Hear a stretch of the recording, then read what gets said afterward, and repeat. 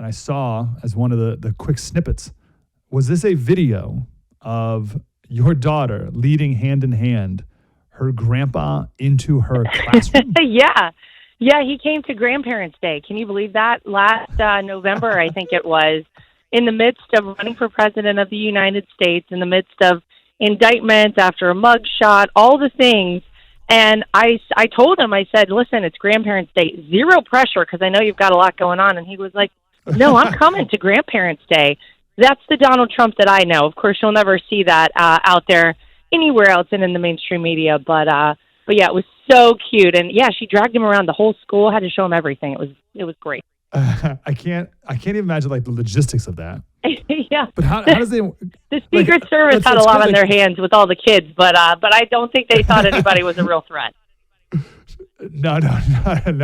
Well, who knows? Kindergartners, they can, germs spitting up, That's throwing true. crayons. I mean, who knows the danger that we got a couple little munchkins running around ourselves. Yep. Cause plenty of chaos. I'm just thinking about it because it's such a cute video, obviously. But then you see like the other, like the teachers in the classroom next door, and they're just like looking at him like he's a guy, like a grandpa walking by. And you're like, oh, do you know that's President Trump? Like, that's Trump, right? That had to be quite a scene. Lara, I got to tell you, a couple days ago, we had Emma Jo Morris on, our friend here, and she was giving some constructive advice to the Trump campaign to get out to not just have the big rallies, which are great, but to go to specific locations that highlight specific issues. And sure enough, yesterday, Donald goes to Arizona, and we played the 4-minute video of Rachel Marin, whose daughter was raped and murdered and stuffed in a storm drain by an illegal alien. We played her incredible story. 4 minutes, it was perfect. I don't know how she did it. I don't know how she got on a plane and flew to Arizona to tell that story. It's just amazing. But that's amazing. But does the media cover that? / how much more of that type of campaigning is to come in the next 73 days? Oh, well, what we have to do. It's the number one thing I think for Donald Trump to do. Look, the rallies are great. The rallies continue to inspire the base, and we have to inspire our base to get out and vote in this election. There's no doubt, and we want to encourage people to vote early. We're making sure your vote counts no matter when you vote, no matter how it is that you cast a ballot in this country from the RNC. But, that's the group of people we're going to have to connect with. We're going to have to connect with independent voters, with people who are on the fence, and people, quite frankly, in locations where maybe they're not used to having Republicans show up. And you've already seen Donald Trump do a bit of this. You saw him do a rally in the Bronx, 25,000 people strong. You saw him in North Philly. You've seen him in Chicago. You've seen him in Atlanta. You saw him yesterday at the border. And we're going to continue to send Donald Trump to the places where, number one, people don't expect him to go, where Republicans traditionally don't go, but also where he's highlighting the failures of Kamala Harris and Joe Biden and making sure people understand that if you give Kamala Harris 4 more years in the White House, you're going to continue to see things move in the wrong direction in all of these areas. So whether it's at the southern border, whether it's at a manufacturing plant that's been shut down now because we're now sending all of our manufacturing back overseas. Donald Trump was bringing it back. Now companies can't afford to operate here in the United States. At a gas pump where prices are still sky high, potentially at a grocery store where you can't afford to go actually buy all the groceries necessary for your family right now. We've got to continue to highlight the failures of the Kamala Harris, Joe Biden administration, because we know the media will not help us in this feat. They're going to give her glowing reviews. They're going to say, oh, she gave a great speech like we saw last night. Zero substance, zero policies, zero explanation in terms of how she's going to make your life better, not worse, like she's done over the past 3.5 years.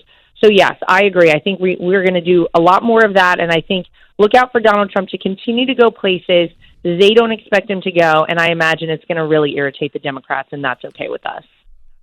I have a follow-up on that, but just on your point of policy, I'd like to push back Lara Trump, co-chair of the RNC. Oh. Listen to this right here.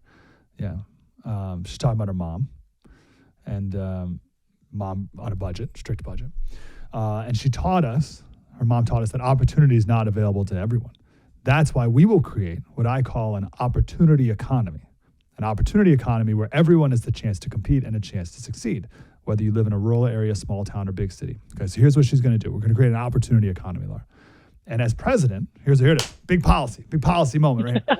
I will bring together labor and workers and small business owners and entrepreneurs and American companies to create jobs and grow our economy and lower the cost of everyday needs like healthcare and housing and groceries. So there you go. I mean, here you are saying she has no policy. She's going to bring together labor and companies and make opportunity. Wow.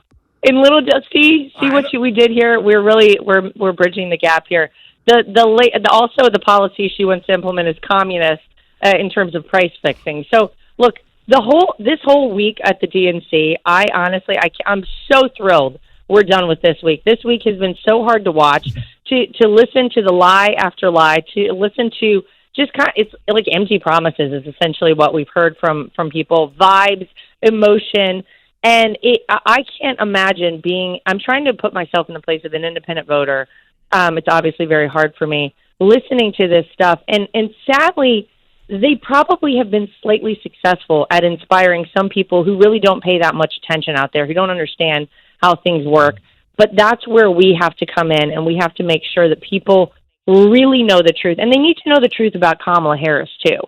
Look, this is a person who has failed upward her entire career. This is a person who has had 3.5 years to do literally anything in the White House. She had one job of border czar, as much as she wants to distance herself from that and let 13+ million illegal immigrants into this country. We're going to have to be the ones to call her out and to call her out on nonsense like you just explained. So I don't know. I'm glad this week is over. I know that they're doing their best, sunshine, lollipops, rainbows, and jazz hands on the left and in the media to try and prop her up. But I believe whenever Kamala Harris has to get on a debate stage on September 10th with Donald Trump, we know she can't do the September 4th Fox News debate with Donald Trump because don't put yourself in uncomfortable territory, Kamala. We are going to see the shine wear off of Kamala Harris. Because the truth is, whenever she's on a teleprompter, when her team writes things for her, look, they just tell her what to say. She'll go out and say it, whatever it is.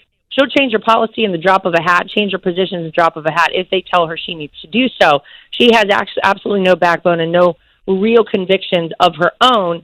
And so when she's on a stage with Donald Trump and she's going to have to explain herself and how to do these things that she says are going to be so magical for the American people, I don't think she's going to have a whole host of answers. And I think people are going to see Kamala Harris for who she truly is.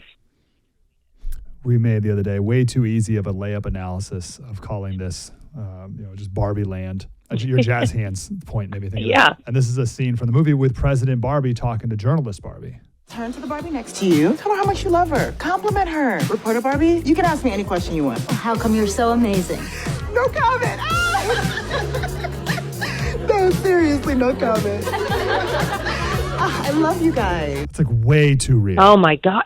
By the way, I feel like I was just watching the DNC there. That's essentially what went on the entire 4 days at the DNC. It was either that or flat out lies about Donald Trump. I mean, these people are so obsessed with Donald Trump. The first night, 153 mentions of Donald Trump. I think there were 27 mentions of the economy, which is the number one issue for the American people right now. They did slightly better on night 2, 147 mentions of Donald Trump.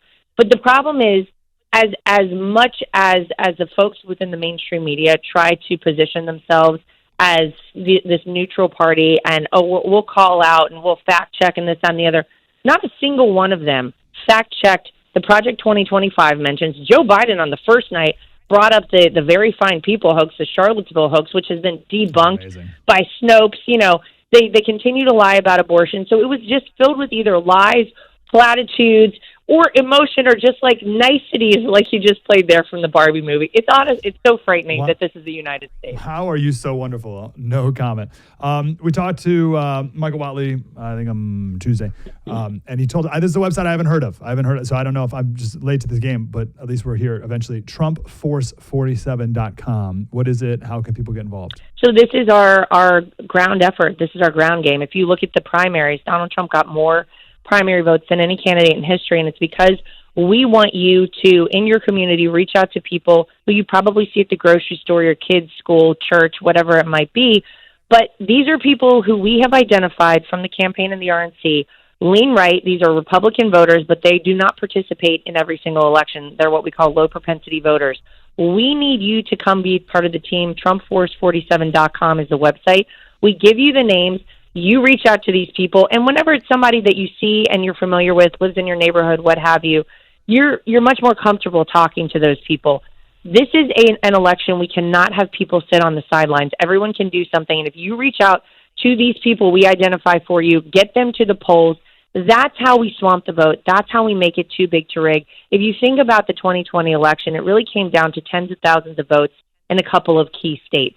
If you in your community are willing to be part of this team for us, again, TrumpForce47.com, and go out and meet with these people, knock on their doors, give them a call, shoot them a text, and say, hey, can we count on you to go out and vote for Donald Trump this election? That is going to be the election right there. Imagine we have 100 people reaching out to 100 others within a key state, like the state of Pennsylvania, for example.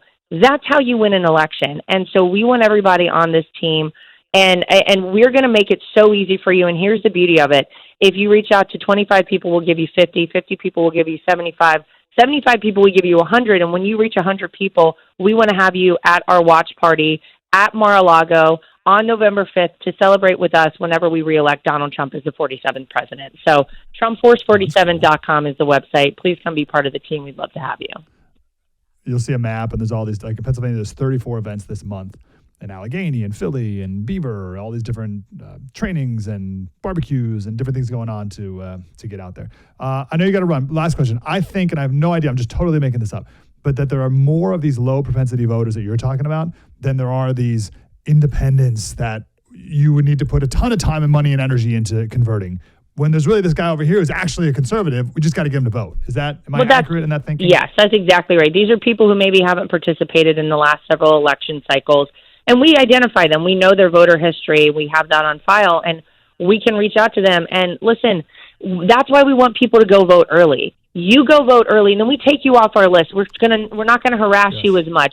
And we can move all of our resources to getting those people out to vote. You're right. They are not independents. They're Republicans, conservatives by nature. We just have to motivate them to get out to the polls.